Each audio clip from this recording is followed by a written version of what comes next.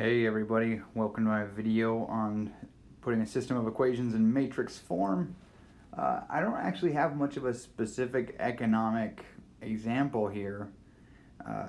Sometimes, whether you're in a math econ class or some advanced micro or macro class, you'll have a system of equations which have a bunch of variables in them, and as long as they are in a linear form, we can use linear algebra and it has the potential to save you some grief.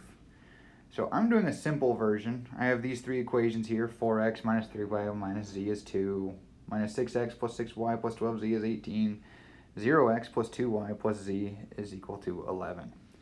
Now, spoiler alert, I'm not solving it. There's your answer. X is 4, y is 5, z is 1. What I want to do in this video is show you how to convert this system of equations into matrix form. And so if something is in a linear form, that means we can write it as A times B equals C, where A is some matrix with n rows and m columns, B is some matrix with s rows and p columns, and C is some matrix with n rows and p columns. Now, it's worth pointing out that in order for this equation to actually work, we need to have m equals s. If that's not true, it's not going to work. And if this n does not equal that n, it's not going to work. And if this p does not equal that p, it's not going to work. There's a whole bunch of stuff about that and dimensions that are allowed that we will refer to as being called conformability. Your stuff has to be conformable or else it won't work. Go ahead and consult your linear algebra text or teacher or Wikipedia or something to figure out what all that means.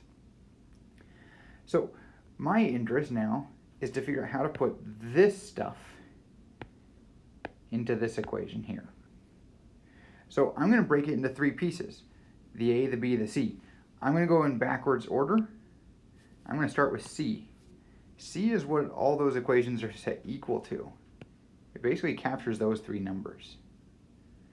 So C,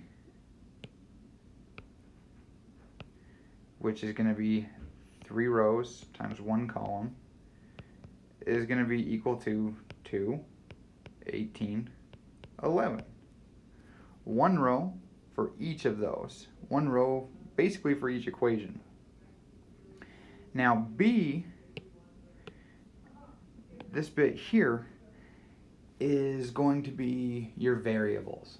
The stuff that's in every equation, even though we don't know what it is. So I've got my z's, I've got my y's, I've got my x's. They are in each equation. They're going to be in my B. So let's see, B, which is also going to be a 3 by 1,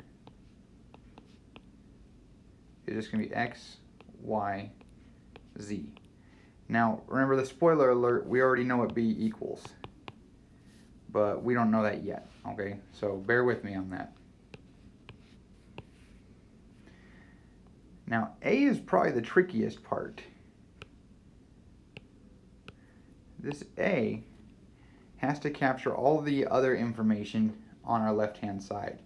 It captures that number and that number, the -1 there, the -6 there, the 6 there, the 12 there, the 1 there, the 2 there, the 0 there. All of that stuff is in A, and it's all separate.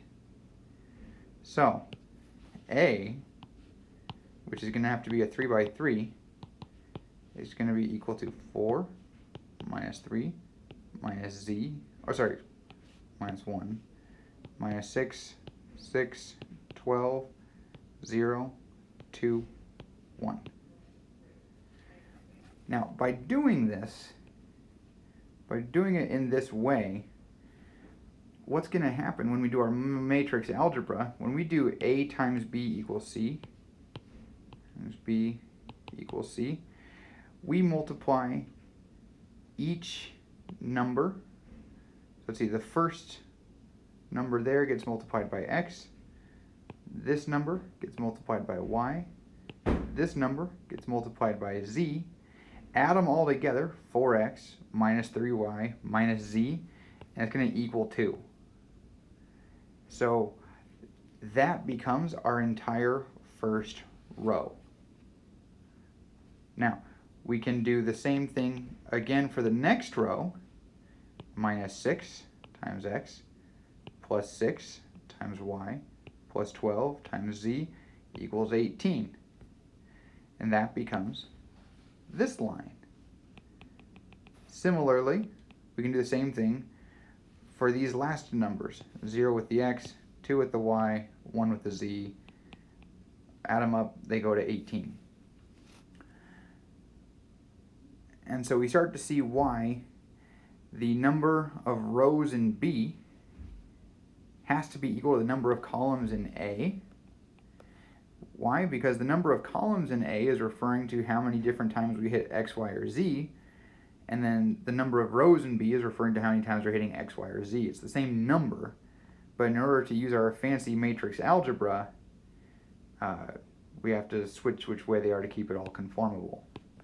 So let me rewrite this thing as a full linear equation. So it's something like this. Alright, so that was all prereqs, getting everything set up. This is what we have. This is the rewritten version of our system of 3 equations and 3 unknowns. Now, with only 2 or 3 equations, this probably isn't necessary.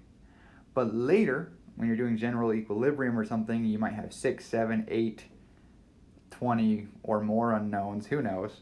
When you have a ton of them, you don't want to solve it by hand. So what you can do instead is you can manipulate this statement that A times B equals C.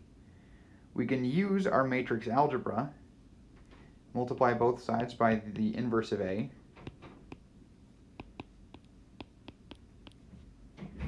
which then A inverse times A is just the identity matrix, which means that our solution B is equal to just A inverse C. This is very interesting to us.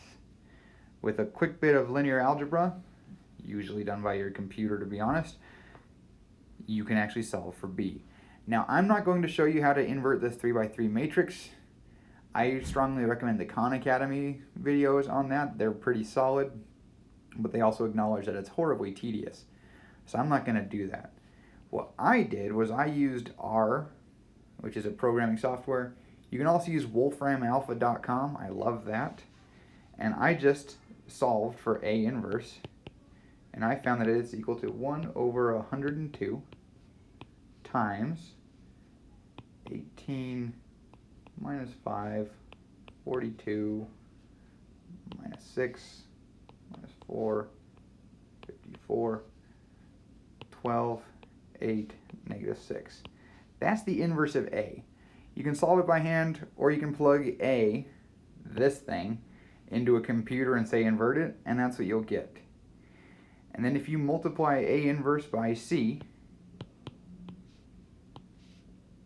you're going to get B, which you're going to get as being 4, 5, and 1.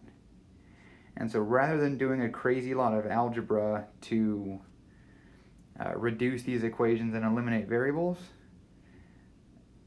you can use your linear algebra techniques and just solve for these things all at once, which can be kind of nice. Unless you have to do it by hand, then it can be miserable. So I don't know if this video was helpful to you or not.